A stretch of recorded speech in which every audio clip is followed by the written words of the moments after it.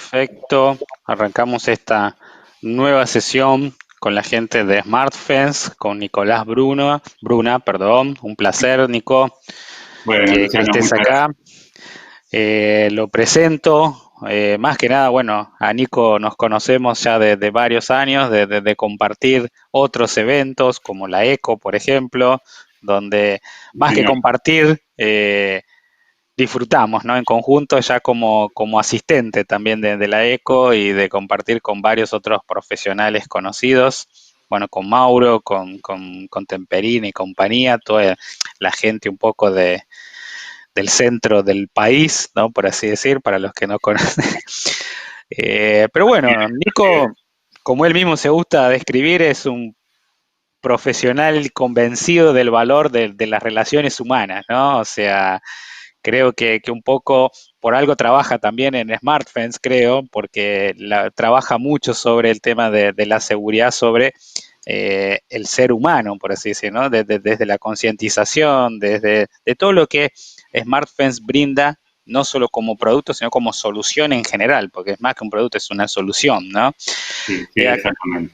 Actualmente se desarrolla como gerente de producto, o sea, responsable de la plataforma SmartFence y de todos sus contenidos y de sensibilización y sobre todo de formación, ¿no?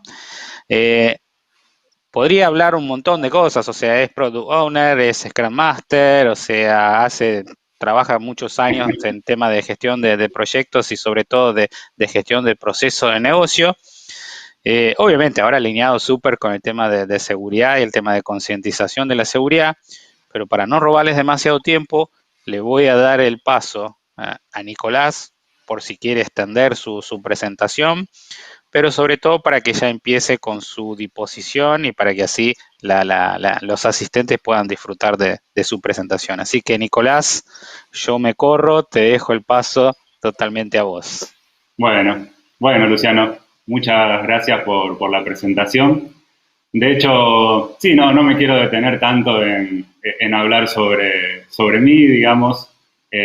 Para mí es un gusto tenerlos a todos los asistentes a esta charla aquí presentes y me gustaría ya largar directo con lo que es la charla que se titula, como ya habrán visto, Toma de decisiones asistida para un ataque BEC exitoso.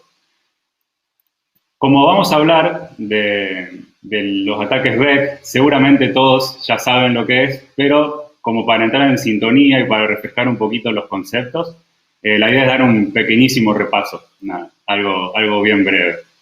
Eh, Se lo conoce como fraude del SEO. BEC es por sus siglas en inglés, como vemos en pantalla, de Business Email Compromise. Y básicamente es un ataque de ingeniería social, donde el ciberdelincuente originalmente se hace pasar por un ejecutivo, por eso vamos por el nombre a veces de fraude del SEO, y lo que hace es intentar convencer a un empleado de que realice alguna acción de riesgo, que usualmente es el envío de dinero a una cuenta fraudulenta. Básicamente se va por ese lado. Digo básicamente porque con el tiempo esto se fue diversificando un poco y hoy en día encontramos trampas que van un poquito por otro lado, pero las seguimos clasificando dentro de lo que es un ataque BEC. Al estar basados en ingeniería social, muchas veces no son detectables por herramientas tecnológicas. O directamente, lo que también pasa, es que ocurren fuera del dominio de estas herramientas a través del correo personal de una persona, a través de una aplicación de mensajería como puede ser WhatsApp, o incluso a través de llamados telefónicos. Ese es un detalle muy importante a tener en cuenta en este tipo de ataques, donde la ingeniería social tiene un rol principal. Eh, Hay muchísimos reportes donde podemos ver un poco el impacto económico que tiene este tipo de ataques en las empresas. Yo acá traje uno como para citarlo, que es del FBI en este caso, es del año 2019, un análisis de todo lo que fue el año pasado. Y esta fuente dice que más o menos hubo pérdidas financieras, como vemos en pantalla, de 1.7 mil millones de dólares durante ese año, lo cual significó una pérdida promedio de $75.000 por organización. Como les digo, hay muchísimos reportes, vamos a ver distintos datos en cada uno, basados en diferentes regiones, pero lo que tienen en común es que se muestran números de esta magnitud. Son siempre números grandes, las pérdidas que implica este tipo de ataques. Y en muchos casos, podemos ver en algunos reportes, que se hacen comparativas contra el ransomware y se comienza a ver que lo que son los ataques REC superan al ransomware en cuanto al rédito económico que le da a los ciberdelincuentes. Entonces, bueno, no es de extrañarnos que nosotros podamos estar viendo cada vez más este tipo de ataques. Todo lo que le dé dinero al ciberdelincuente lo vamos a ver cómo crece exponencialmente con el tiempo. Esto como una pequeña introducción, como les decía, pero lo que nos vamos a centrar dentro de esta charla es en este diagrama. Lo vamos a ir viendo en distintas diapositivas, vamos a ir avanzando en el mismo. Y es un diagrama de tomas de decisiones que un ciberdelincuente podría seguir. Decimos podría seguir porque esto no es algo que tiene que ser sí o sí de esta manera. Para realizar un ataque BEC contra la organización de cada uno de ustedes, de cada uno de los oyentes. Y en los distintos pasos de este diagrama vamos a ir utilizando algunas herramientas gratuitas. Y la idea, como para hacerlo un poco más interesante y más divertido incluso, es que ustedes vayan ejecutando estas herramientas. Nosotros vamos a ir pasando el enlace de cada una mientras las mencionamos en la presentación. Así ustedes pueden descubrir en qué estado está su organización frente a cada punto que vamos a evaluar y qué decisión tomaría el ciberdelincuente en el caso de cada uno de ustedes. Entonces, así puede ser un poquito más interactiva y más interesante. El primer paso es realizar OSINT, decimos, o inteligencia de fuentes abiertas. OSINT hace referencia a cualquier información que podamos encontrar en Internet, que esté ahí públicamente accesible, usualmente de manera gratuita, y también de manera desclasificada. Siempre se suele hacer un poquito de esta inteligencia antes de lanzar un ataque, y los objetivos suelen ser diferentes. Nosotros vamos a suponer, para lo que sería este ataque BEC, que nuestro objetivo es obtener el correo electrónico de las personas que nosotros queremos suplantar su identidad y también de la víctima de nuestro engaño, es decir, a la persona que nosotros le queremos mandar el engaño y que finalmente, por ejemplo, termine realizando una transferencia de dinero. Ese podría ser nuestro objetivo al realizar esta investigación, esta inteligencia. Para esto existe Google, pero sí existen un montón de herramientas, tanto de pago como gratuitas. Nosotros nos vamos a concentrar ahora solamente en estos dos puntos que vemos en pantalla, como para simplificar y también para poder demostrar de alguna manera que no hace falta ser un gran experto para lanzar un ataque de este tipo. Prácticamente cualquiera puede hacerlo. La primera herramienta que vamos a utilizar, que la vamos a poder ver ahí en el chat, les dejamos el enlace, es la herramienta llamada Email Harvester, donde básicamente lo que se hace es cosechar, que de ahí viene el nombre Harvester, es cosechar en inglés, las direcciones de correo corporativas de nuestra organización que estén presentes en algún lugar de Internet. ¿Qué lugar? Bueno, puede ser, no sé, un foro, una red social, un comentario en un blog, alguna comunidad en línea, etc. Esto, cuando ustedes lo ejecuten, pueden llegar incluso a sorprenderse de la cantidad de correos electrónicos que se pueden llegar a encontrar. Y es muy interesante, si queremos hacer un ataque BEC, es que nosotros contrastemos los nombres de las personas cuya dirección encontramos con la información que nos arroja LinkedIn de manera gratuita y pública. ¿Por qué? Porque vamos a poder conocer el puesto de las personas que nosotros hemos encontrado. Vamos a ver un caso como bien puntual. Supongamos para smartfence.com. Este es el resultado de la herramienta para este dominio. Vemos que hay algunas direcciones que son como genéricas, como por ejemplo ventas@smartfence, eso no tiene mayores problemas, pero seguramente vamos a encontrar en los resultados de cada uno direcciones que decimos nominales, que hacen referencia a una persona puntual.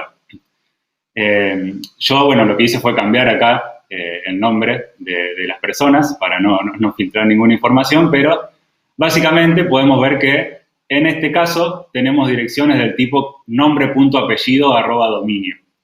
Usualmente en la organización de cada uno de ustedes debe haber algún estándar para armar las direcciones de email y el ciberdelincuente se va a aprovechar de esto, obviamente, porque puede ser que, bueno, se encontró como vemos ahí en pantalla, no sé, johndoe@smartfence.com y cuando va el ciberdelincuente a LinkedIn ve que no es una persona del puesto que le hubiese gustado. Quizá él quería encontrar la dirección de correo electrónico del CEO, pero no hace falta ser muy inteligente para decir, bueno, me fijo en LinkedIn cómo se llama el CEO y pongo nombre.apellido@smartfence.com y seguramente con un grado, una probabilidad bastante alta de éxito, terminemos adivinando el correo del CEO y mejorando, digamos, lo que va a ser nuestra suplantación de identidad. Obviamente este razonamiento es como algo puntual de este caso, puede depender de cada uno según los resultados que obtenga, pero es un muy buen punto de partida para lo que es un ataque BEC. Ahora, si dejamos de pensar un poco como el ciberdelincuente y pensamos más como responsables de seguridad de nuestra organización, ¿cómo podemos protegernos de lo que es este primer paso? ¿Qué podemos hacer? Acá tenemos algunos consejos. Uno de ellos es consultar los resultados que nos arroja la herramienta de Email Harvester y poder ver quién aparece, si aparecen personas riesgosas según su puesto, cuántos correos hay filtrados, si con el tiempo esto se mantiene o va creciendo. Y esto lo que nos va a brindar es una visibilidad del problema, ¿sí? Luego nosotros podemos realizar algunas acciones con esto. Por ejemplo, una propuesta es realizar acciones de concientización de manera general en la organización para inculcarle a los usuarios comportamientos seguros en el uso de las cuentas de correo corporativo, ¿sí? Porque muchas veces el filtrado de estas cuentas termina siendo por un tema de desconocimiento del usuario porque no es consciente de los peligros que implica. Y también lo que podemos hacer es, a las personas que aparecen en el reporte, bueno, hacer alguna acción de concientización específica, pero siempre con un enfoque positivo, un refuerzo positivo, no ir a retar a la persona o a destacar todas las cosas negativas que pueden pasar por lo que hizo, sino todo lo contrario, es decir, explicar por qué es importante proteger este tipo de direcciones corporativas, en qué los va a beneficiar en su vida laboral y personal hacer esto y demás, todo con este enfoque que se llama refuerzo positivo y tiene muchísimos mejores resultados a la hora de educar. De hecho, cualquier contenido que se utilice en concientización se recomienda que sea de este tipo, ¿sí? Porque da muchos mejores resultados.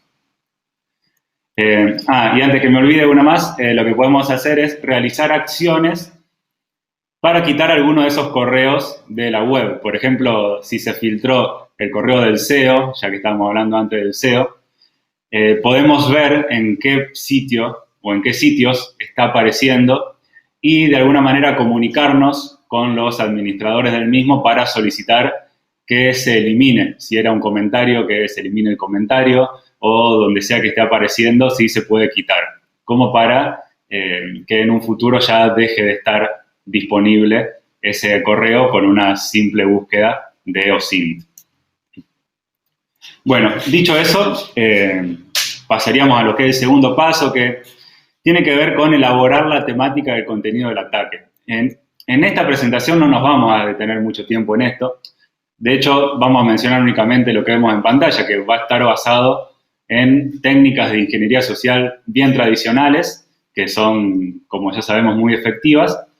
Y seguramente, por ser un ataque BEC, va a estar orientado al desvío de fondos. Pero no vamos a entrar mucho más en detalle porque existen miles y miles de ejemplos sobre esto. De hecho, yo acá tengo uno que podemos ver en pantalla, donde con un correo así de sencillo se terminan teniendo resultados muy interesantes. O sea, los ciberdelincuentes terminan recibiendo el dinero que desean. Pero bueno, siempre solemos decir que los ciberdelincuentes son muy inteligentes, son creativos, son originales y por eso es que un ataque BEC hoy en día no necesariamente es así, tal cual como lo vemos de libro, digamos, y en vez de suplantar, por ejemplo, la identidad del CEO, lo que se termina haciendo muchas veces es suplantar la identidad, por ejemplo, de un empleado cualquiera. Esto es un caso que se vio mucho también el año pasado, y escribir, es decir, seleccionar como víctima al Departamento de Recursos Humanos. Y ahí iniciar una solicitud para que el sueldo de ese empleado al que estamos suplantando sea depositado en una nueva cuenta, con alguna excusa. Entonces, una vez realizado ese proceso con el área de recursos humanos, cuando realicen el pago del sueldo al empleado, va a ir a la cuenta del ciberdelincuente. Y el ciberdelincuente, bueno, se va a ligar de arriba un sueldito.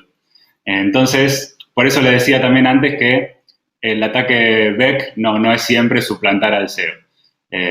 La creatividad de los ciberdelincuentes es prácticamente ilimitada.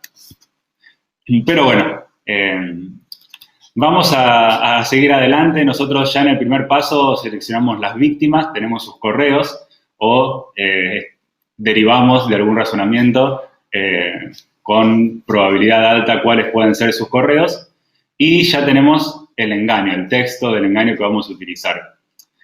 Ahora hay que pasar a los temas relacionados con el delivery de esta trampa. Un ataque de este tipo se puede realizar por un montón de vías, pero para esta presentación vamos a suponer que vamos a enviarlo por correo electrónico, porque es el medio más común donde se suelen desarrollar este tipo de ataques. Y lo que vamos a buscar principalmente es realizar, como decíamos antes, una suplantación de identidad o spoofing, y vamos a intentar que nuestro correo llegue con la probabilidad más alta posible a la bandeja de entrada del usuario. Esto es muy importante. Y para lograr esto podemos seguir más o menos el razonamiento que vemos en pantalla. Primero que todo, tenemos que ver si el dominio de la organización que nosotros seleccionamos como víctima se puede suplantar en un correo, ¿sí? La respuesta nos la va a dar la presencia de los registros SPF, DKIM y DMARC. Son registros DNS que se crearon justamente para combatir la suplantación de identidad. Y básicamente lo que se hace es, con un registro SPF, es definir quién tiene autorización para enviar un correo en nombre del dominio, que esto se suele hacer con direcciones IP. DKIM lo que hace es incorporar una firma digital como una medida de autenticación del remitente. Y DMARC lo que hace es comprobar que el dominio que el usuario final ve en el correo, en el campo from o de, haya sido autenticado por SPF o DKIM. No por los dos, sino por uno u otro. Y en el caso de que esto no se cumpla, lo que está bueno es que DMARC indica al cliente de correo qué hacer con ese mensaje. Si dejarlo pasar igual, si ponerlo en cuarentena, que usualmente es mandarlo spam, o rechazarlo y directamente que ni ingrese al cliente de correo. Nosotros podemos decir que, o podemos suponer que con la presencia de estos protocolos vamos a estar ya libres de una suplantación de identidad, pero en realidad no, porque la presencia de los registros no es suficiente, sino que también tienen que estar correctamente implementados. El ciberdelincuente no necesita saber absolutamente nada de toda esta teoría, sino que simplemente puede utilizar una herramienta como SpoofCheck, que la enviamos allí por el chat. Y los invitamos a que se fijen, en el caso de su organización, cuál es el resultado. Y esta herramienta lo que va a hacer es en poquitos segundos verificar, en este caso, la presencia de registro SPF y de MARC. Y según su configuración, según cómo estén implementados, nos va a decir si podemos suplantar la identidad de ese dominio, hacer spoofing o no. Acá vamos a ver unos ejemplos. Por ejemplo, para smartfence.com, fíjense que indica que es un dominio no spoofeable, y esto es porque hay un registro SPF que tiene una política restrictiva y hay un registro de MARC que indica que si la comprobación por DMARC falla, los correos tienen que ir a spam. Entonces, de esa manera nos aseguramos que a la bandeja de entrada del usuario no llegue un correo de suplantación de identidad con algo@smartfence.com. Y acá tenemos otro ejemplo. En este caso, otro dominio tiene SPF, tiene DMARC, pero no está correctamente configurados, y entonces se puede spoofear el dominio. Si se fijan, por ejemplo, no sé si verán mi cursor, pero en lo que es el registro SPF, que acá, bueno, lo tenemos un poco ofuscado, al final vemos un signo de pregunta, all, dice. ¿Y esto qué quiere decir? Esto se utiliza mientras uno está implementando el registro SPF. Entonces el SPF dice, bueno, tales IP están autorizadas para enviar correos con este dominio, y el resto de las IP, sobre el resto de las IP del mundo, no decimos nada. Puede que sí estén autorizadas o puede que no. Entonces esto es prácticamente como no tener registro SPF. Nada más que se usa mientras uno lo está implementando para no empezar a clasificar correos legítimos como ilegítimos. Una vez que ya armamos bien el registro, eso hay que cambiarlo. Si queda así, puede ser considerado una vulnerabilidad. Y en el caso de DMARC, también aquí hay un registro de DMARC, pero la política de DMARC aquí dice que es nula. ¿Esto qué quiere decir? Que si un mensaje falla la comprobación por DMARC, el cliente de correo no tiene ninguna... no le estamos diciendo al cliente de correo qué es lo que tiene que hacer con ese mensaje, como por ejemplo rechazarlo o mandarlo spam, sino que le estamos diciendo, bueno, no hagas nada. O sea, que pase derecho. Y eso también nos perjudicaría en el caso de que alguien suplante nuestra identidad. En el caso de que nuestro dominio sea spoofeable, y bueno, para que lo tengan en cuenta quienes hayan revisado recién con herramienta gratuita, lo que va a hacer el ciberdelincuente es hacer una suplantación directa. O sea, no va a tener que hacer más que armar el correíto que quiere enviar con un lenguaje de programación que le guste. Acá hay un ejemplo en Python, por ejemplo, o utilizando cualquiera de las muchísimas herramientas gratuitas que hay para hacer esto en Internet, y listo. Seguramente ese correo va a llegar a la bandeja de entrada del usuario, porque no hay ninguna medida de protección. Justamente, hablando de protección, ¿qué hacemos como para estar cubiertos frente a todo esto? Por un lado, configurar los registros SPF de KIM y de MARC en nuestra organización y hacerlo correctamente, utilizando lo que decimos políticas restrictivas. Además, DMARC nos ofrece la posibilidad de tener reportes para todos aquellos correos que fallan la validación. Nosotros podemos recibir un reporte y ver desde qué IP vinieron y otros datos interesantes que nos podrían servir si hacemos una revisión periódica, semanal, quincenal, lo que sea, para tomar alguna decisión, como por ejemplo, no sé, colocar en blacklist alguna IP en específico, de la cual estemos recibiendo muchos mensajes de este tipo. Y por último, también recomendamos hacer alguna acción de concientización respecto a este tema. Básicamente, que los usuarios sepan qué es la suplantación de identidad y cómo prevenirla. ¿Por qué? Porque estos registros no son infalibles. Y el ciberdelincuente puede encontrar alguna forma, como ya vamos a ver luego, de saltearlos. Y como dijimos antes, las trampas pueden llegar igual a los usuarios por fuera de toda la protección que nosotros pongamos en el dominio de la organización. Entonces, siempre es una buena idea que los usuarios sepan qué es la suplantación de identidad y cómo prevenirla. Y para esto, principalmente tenemos que utilizar siempre contenido de concientización, además de con el refuerzo positivo que decíamos antes, con un contenido que le diga al usuario por qué tiene que saber esto. Es decir, no tenemos que decirle al usuario, mira, tenés que hacer esto, esto, esto y esto, y no tenés que hacer esto, esto y esto. Porque el usuario va a ver eso y no le va a interesar y seguramente no le va a dar mucha importancia. Lo que hay que hacer en concientización es explicarle al usuario por qué le interesa conocer esto, en qué lo beneficia en su vida personal y laboral, que eso ya lo dije y seguramente lo voy a seguir repitiendo porque es muy, muy importante, más que nada la parte de la vida personal del usuario, que es lo que más le va a interesar. Y luego decirle, una vez que ya sabe por qué es importante para él, qué puede hacer para detectar un ataque de suplantación de identidad y prevenir convertirse en víctima. Ahora, bueno, vamos a ver qué pasa si el dominio no es espufiable. A ver, seguramente puede ser el caso de muchos de ustedes, según la comprobación que hayan hecho.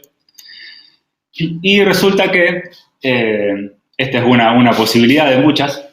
Si el servidor de correo electrónico de nuestra organización no está configurado de manera correcta, puede ser que cualquier persona externa se conecte al servidor SMTP de nuestra organización y envíe correos dentro de nuestro dominio, suplantando la identidad de quien desee y salteando protocolos de seguridad, como mencionamos anteriormente, y también otras soluciones que tengamos como algún filtro anti-spam, una lista negra y demás.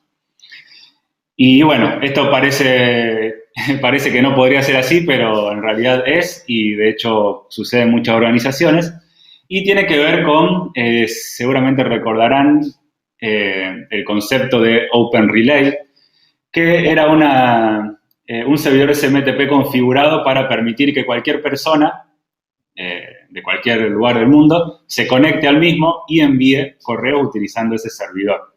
Esto era muy habitual antes, lo que pasa es que los ciberdelincuentes, por supuesto que lo agarraron como para enviar millones de spam por todo el mundo. Y hoy en día, si un servidor SMTP está configurado de esta manera, es decir, como un Open Relay, directamente es ingresado en listas negras de anti-spam, o sea, directamente por su mal uso potencial, digamos. ¿Qué hay que hacer o qué había que hacer anteriormente cuando uno no quería que pase esto? O sea, uno no quería tener un Open Relay para que no caiga a una lista negra. Bueno, hay una configuración por defecto que se hizo justamente para combatir el spam. Y básicamente consiste en que el servidor acepte únicamente los mensajes provenientes de una dirección IP local a un buzón local, los que salen de una IP local a un buzón no local y los que provienen de una dirección IP no local hacia un buzón local. Que bueno, como ahí tenemos en la pantalla al iconito del usuario con la mascarita, bueno, justamente ese es el punto del cual un ciberdelincuente se puede aprovechar. Para combatir el spam, esto está buenísimo. ¿Por qué? Porque el ciberdelincuente no va a poder mandar millones de emails, solamente va a poder mandar dentro de la organización. Pero bueno, para el spam está bien, pero para lo que es el phishing está terrible.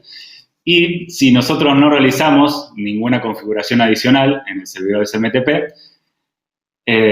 un ciberdelincuente va a poder hacer esto. Se va a poder conectar y va a poder suplantar la identidad de quien quiera. Y encima los correos que se mandan con este método llegan muy, pero muy bien. Si somos un ciberdelincuente nos encantaría cómo llegan los correos porque si suplantamos la identidad de, no sé, un empleado de recursos humanos y ese empleado tiene, por ejemplo, una foto de perfil configurada en su cliente de correo o tiene una firma que se añade automáticamente, todo esto va a estar en el mensaje que nosotros enviemos de esta manera. O sea que la suplantación va a estar buenísima. Nosotros les pasamos ahora por chat también una herramienta para verificar si el servidor SMTP de su organización puede tener esta vulnerabilidad o no. ¿Por qué decimos puede tener? Nosotros lo que hacemos con la herramienta es una serie de verificaciones, que son los pasos que realizaría el ciberdelincuente para enviar un correo de esta manera, pero no enviamos el correo, no hacemos ese paso final. Usualmente cuando dice que puede ser vulnerable, termina siendo vulnerable, pero como nosotros no hacemos ese paso final, nosotros en el reporte le vamos a decir, bueno, puede ser vulnerable. Si es el caso de ustedes, lo que deberían hacer es seguir los pasos de este post que tenemos en el blog para verificarlo. ¿Sí? Aquí está hecho con un sistema operativo Windows, pero los pasos van a ser más o menos lo mismo para otros sistemas operativos y no van a tener problemas. Si la herramienta les dice que el servidor no es vulnerable, ya, bueno, se pueden despreocupar porque no lo son. Básicamente lo que tiene que tener el servidor SMTP es un método de autenticación. Es decir, cuando yo me conecto me tiene que solicitar alguna contraseña, por ejemplo, para que yo luego pueda enviar un mensaje. Y muchas veces esto no está. Entonces, esto viene por el lado de nuevo, cómo nos protegemos frente a todo esto que estamos viendo. Si es el caso de nuestro servidor que no tiene esta autenticación, bueno, tenemos que hacer un proceso de hardening. Hagamos hardening sobre el servidor SMTP para que podamos eliminar esta vulnerabilidad. Y otra vez, no va a estar de más y va a ser muy recomendable que hagamos hardening también, pero sobre los usuarios. Que vendría a ser, bueno, justamente con la concientización.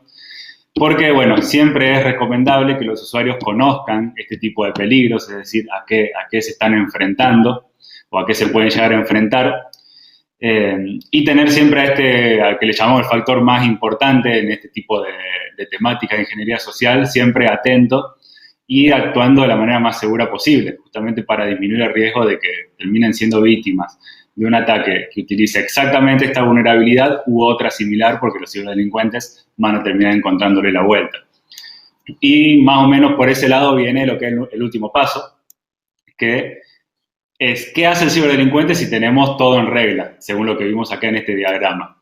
Y lo que va a hacer es utilizar un dominio similar al de nuestra organización, pero no igual, que no tenga ningún tipo de protección y que le permita enviar los correos de suplantación de identidad que quiere enviar.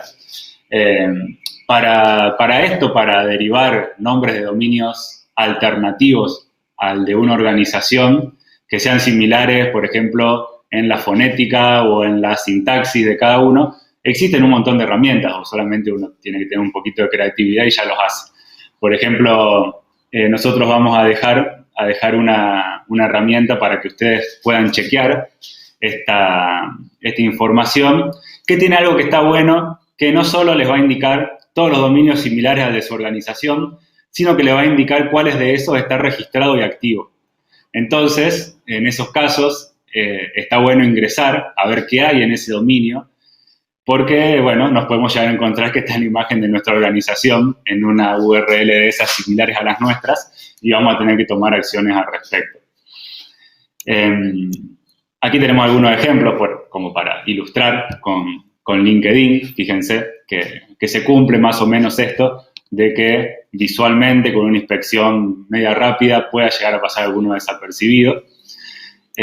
Y se utilizan algunas técnicas como omitir algún carácter, reemplazar un carácter por otro, utilizar lo que se conoce como homoglifos en lo que es la lingüística, que son caracteres que visualmente son iguales a otros, pero en realidad son diferentes y demás. En la herramienta que les pasamos van a encontrar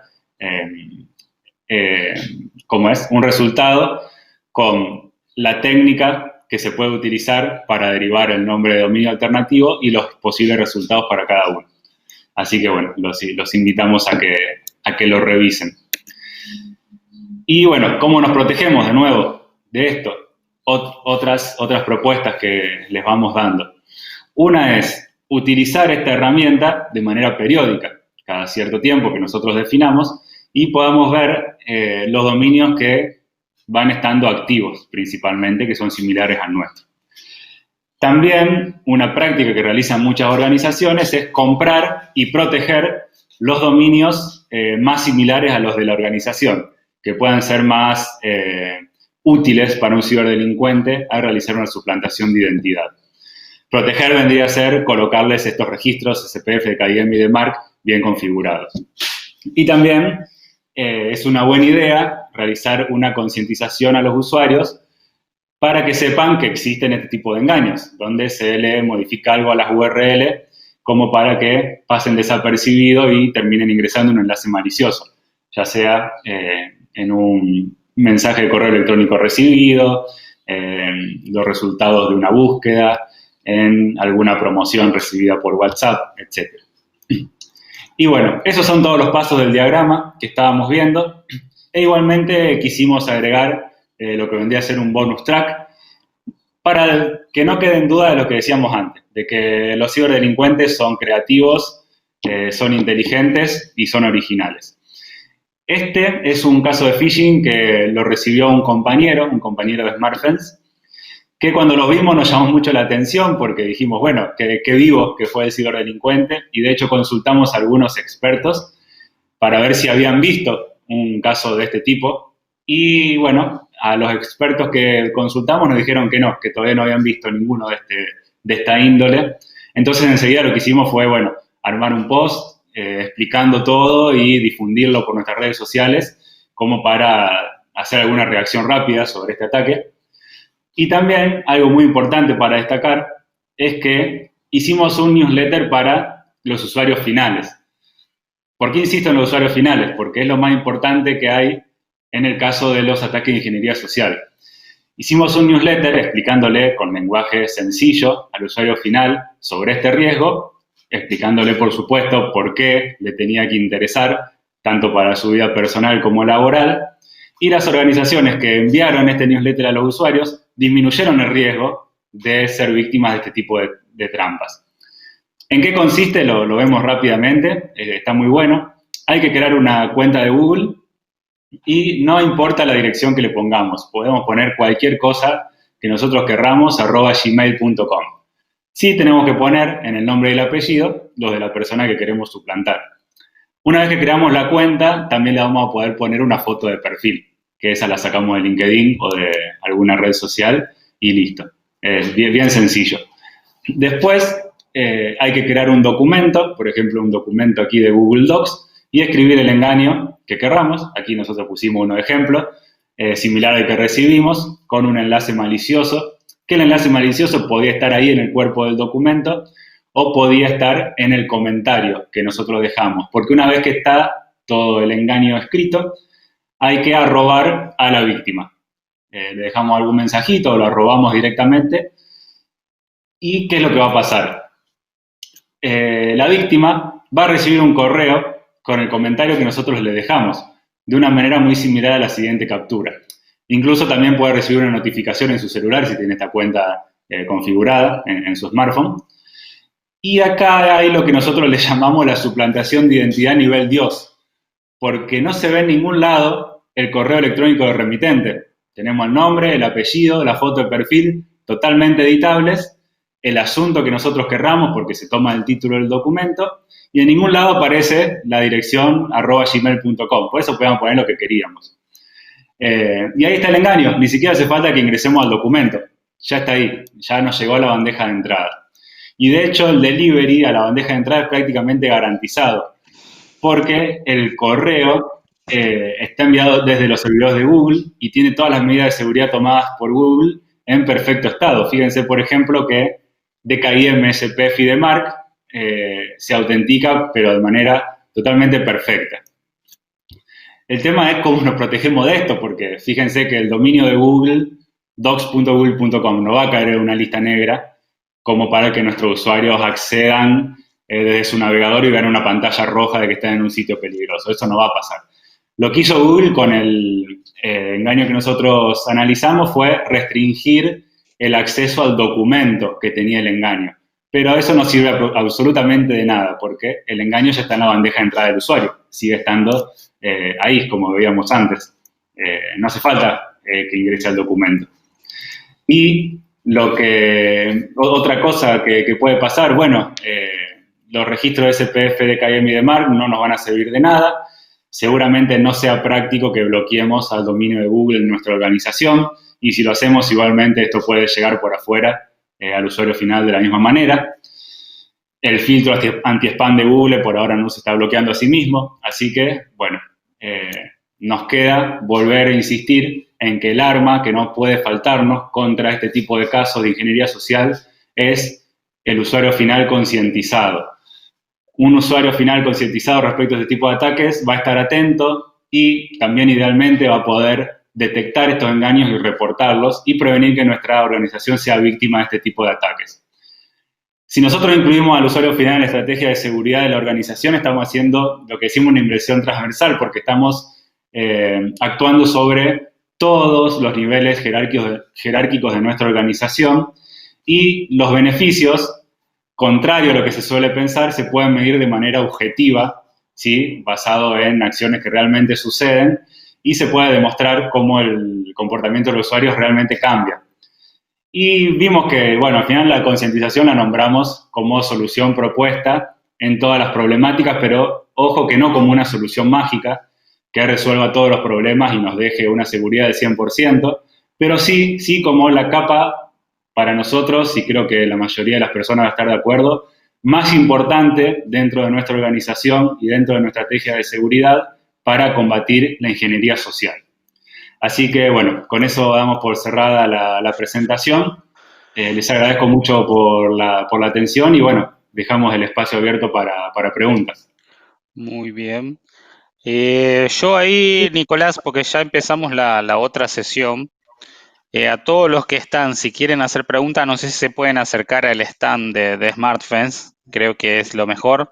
Más que nada porque ya estamos con el horario pasado. Pero había una pregunta nada más, si te parece respondemos esta de Edison. Si se revisan un dominio y aparentemente todo está bien a nivel SPF y de KIM, ¿por qué se podría obtener un mensaje de error como este? Y ahí puso, creo que el link. Creo que esa vas a tener que responder allá porque tenés que acceder y ver el link, el error, porque dice que... Sí, no hay problema. Sí, lo vemos. Así que muchas Si nos gracias, puede Nico. pasar la consulta ahí en el stand, ahí lo vemos.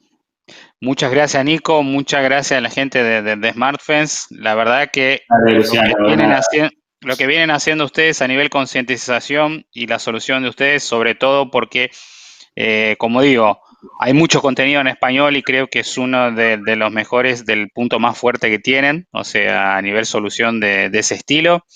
Así que muchas gracias. La charla es ejemplar y el último caso es ideal. O sea, cómo